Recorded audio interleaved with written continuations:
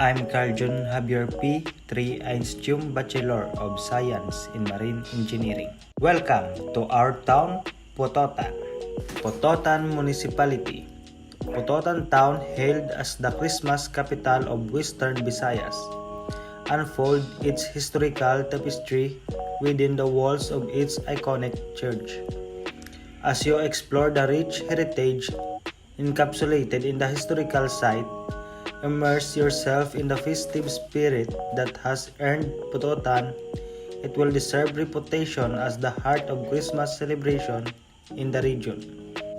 History of Pototan. Pototan history start with Dato Ramon, Malay leader Dato Putis descendant, settling in Naslo, once poblasyon.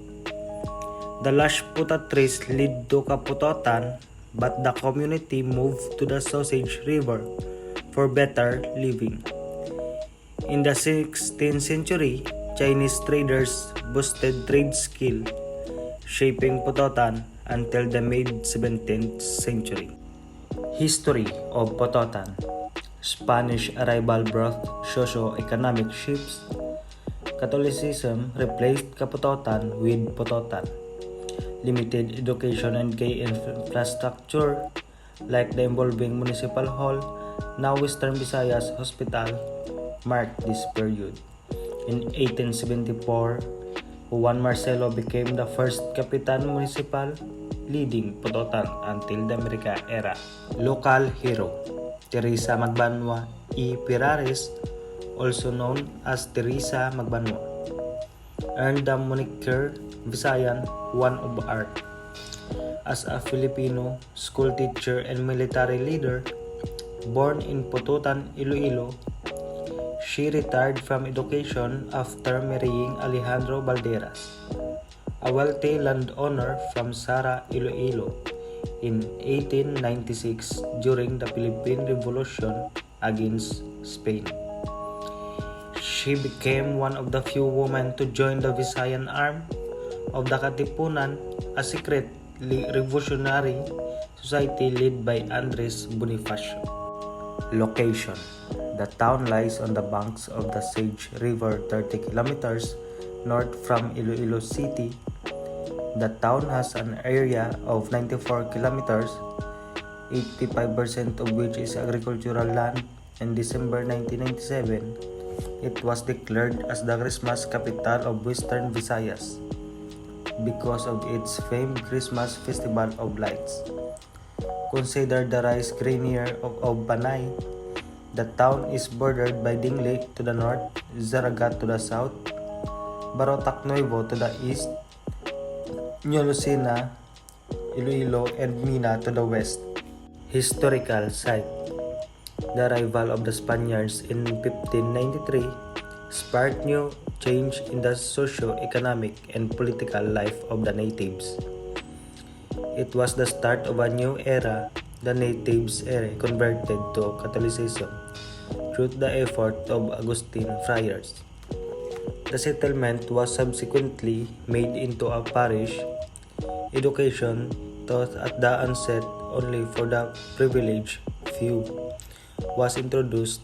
The name Katipunan, which the Spanish have difficult pronouncing, was changed to Pototan. Delicacies of Pototan. Pototan traditional delicacies including ibos, puto, sumalatik, sinakol, poto lanson, bitso-bitso, and bayi-bayi encapsulate the town's unique culinary heritage. This time honored treats, love for their simplicity and diversity, showcase the rich flavors and cultural legacy of Pototan, passed down through generation. Pototan Festival. The Parayan Festival of Pototan, Iloilo is a grand festival of the earth and one of the essential items, rice. Pototan, as the rice grenier of Western Visayas, considered the Parayan Festival as its permanent signal of thanksgiving for what Mother Earth has offered to each rich soil, featuring the significance of how rice sustained about portion of the total populace. This gather celebration additionally respect the persevering rice agriculturist as one of our economy's unsung legends. Pototan Festival.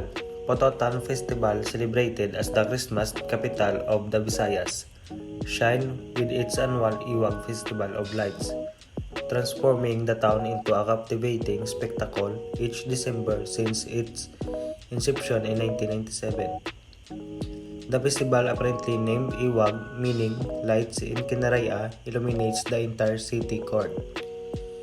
Families, especially children, revel in the enchanting atmosphere created by the lovely Christmas lights. Visitors from Iloilo City and neighboring towns, Pototan becomes a hub of holiday joy, offering not just a visual feast but also warm hospitality. The Iwag Festival of Lights has evolved into a cherished tradition, with each year seemingly surpassing the last, making Pototan a must-visit destination during the festive season. Thank you for watching.